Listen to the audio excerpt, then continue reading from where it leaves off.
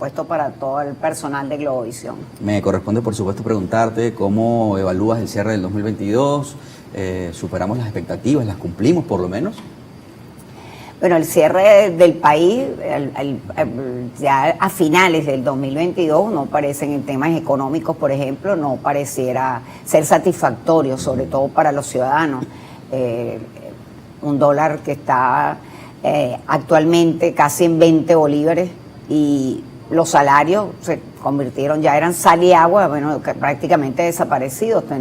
Tenemos el salario mínimo casi en $7. Yo creo que hoy ya no son $7 lo que se estima en base al aumento, al incremento del dólar. Entonces, eso que se había visto como un año más o menos positivo en materia económica, bueno, cerró de manera catastrófica. Catastrófica por eso, porque el alza del dólar no la pudo parar. Vimos también el tema del combustible, cosas que, bueno, cotidianamente... El 31 de diciembre de colas, incluso en Caracas, colas que no es tan habitual. En cuentas, en bombas de dólares dolarizadas. En bombas dolarizadas había colas más o menos extensas. Y en Caracas, sin En pensar lo que Caracas, pasó bueno, en el es que si salimos de Caracas no es Venezuela.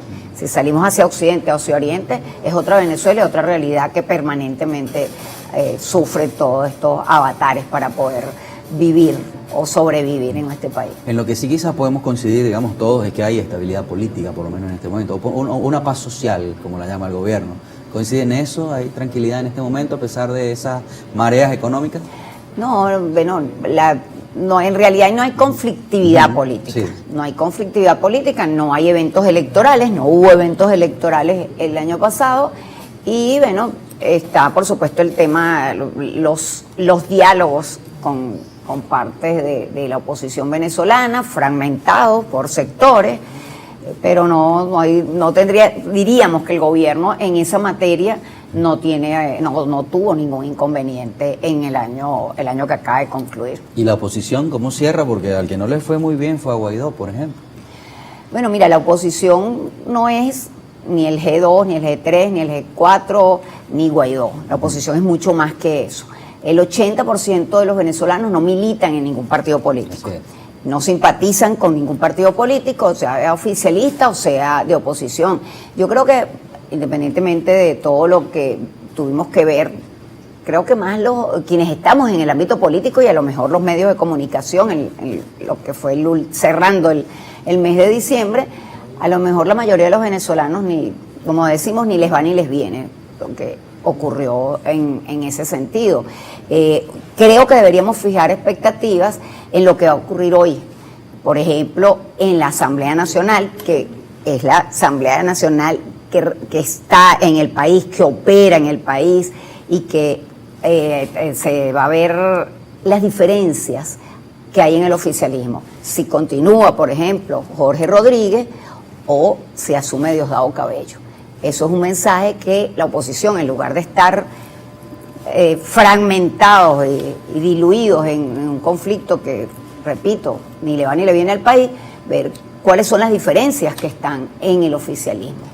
Me pone a pensar un poco, María. La información que manejamos hasta ahora es que podría, repito, el diputado Jorge Rodríguez repetir. ¿No? Nuevamente. Eso pareciera que... ¿Pero qué significado tendría estas dos corrientes de las cuales me habla? Bueno, pero es que es obvio, el diputado Jorge Rodríguez ha repetido ya, sería su tercer año. Y eso internamente, todos los que estamos en el ámbito político sabemos lo que es la rotación de la directiva del Parlamento, sí, claro, de los consejos legislativos, y la rotación tiene que ver, por supuesto, con las fuerzas que controlan estos espacios colegiados.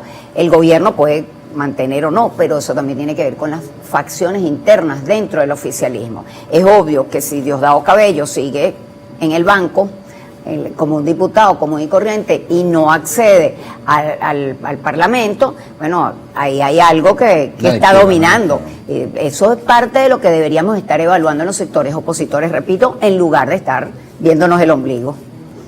Las primarias de la oposición, que también es como la materia pendiente con el país por parte de los sectores de oposición para terminar de definir su candidato. 2023, ¿cómo viene en ese tema y cómo lo ven ustedes? Nosotros desde el año pasado, en el aniversario, que pronto a cumplir el 19 de enero, hablamos de primarias y primarias doble vuelta. para la selección del candidato de la unidad para las elecciones del 2024. Y además incluimos también lo que significa la tarjeta única para esa elección.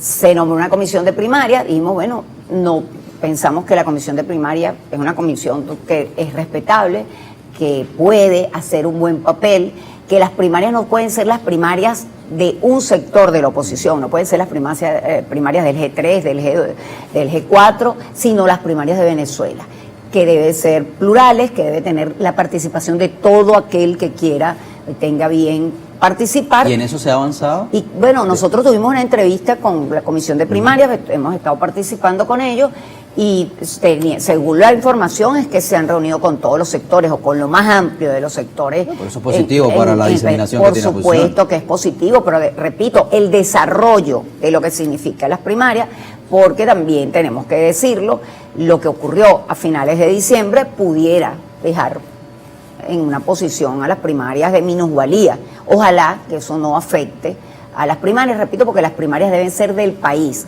no las primarias de un sector. Y seguimos apostando a eso, seguimos apostando a que las primarias sean lo más amplio posible y que de ahí salga un candidato que va a ser seleccionado por la mayoría de los venezolanos que participen en este proceso. Sigue siendo entonces la unidad el gran reto del 2023 para la oposición o las oposiciones. Sí, por supuesto, la unidad o la construcción, el destino de Venezuela y el deseo de cambio está en todo el país. Entonces, por supuesto, la dispersión opositora puede afectarlo. Pero cuando un país está decidido a cambiar, cuando la población está decidida a cambiar, no debería tener ningún obstáculo. Y en eso estamos apostando. No solamente los sectores políticos, sino todos los sectores de la sociedad venezolana, los sectores económicos, los sectores sociales, académicos, las iglesias, todos apostar a que se pueda construir ese camino. Y por eso, repito, no depende de los fracasos o los errores continuados de la oposición, y ahí nos colocamos en primera persona, aun cuando no tenemos mayor responsabilidad en lo que ha sucedido. Hemos reconocido a lo interno, en el MAS, nuestros errores, pero repito, debemos apostar a lo que quiere, a ese cambio que quiere la mayoría de los venezolanos.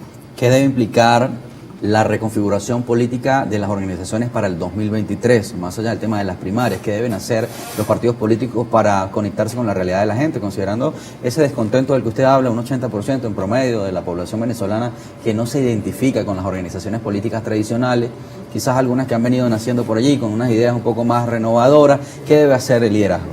Bueno, por supuesto que es un reto y un reto muy duro, lo que es recobrar la confianza de los ciudadanos. La confianza se va a recobrar en base a los hechos, a lo que se va a realizar. Si se hacen unas elecciones primarias que sean confiables, donde participen todos los actores políticos que a bien tengan, políticos o independientes, que no tengan respaldo de ningún partido político, y que de ahí salga un candidato y todos, nos guste más, nos guste menos, apoyemos a ese candidato. Existe una propuesta de gobierno que también sea viable, porque no es solamente colocar un candidato, porque a lo mejor sale un candidato de primaria y no le dice nada al país tampoco, porque eso pudiera suceder. Entonces todavía hay escenarios, y nosotros en el MAS decimos que hay que tener paciencia.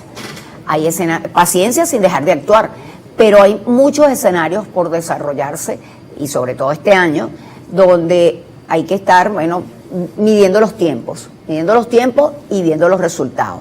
Yo repito, aun cuando el país hoy está escéptico, un país incrédulo, se puede construir el cambio, porque el cambio lo desea la mayoría de los venezolanos. Usted decía que a los venezolanos textualmente ni le va ni le viene lo que pasa con el tema del interinato, pero bueno, son los hechos, están allí. ¿Qué significado tiene esto para, no digamos para el país, digamos para ese mismo sector? ¿O qué lección le deja este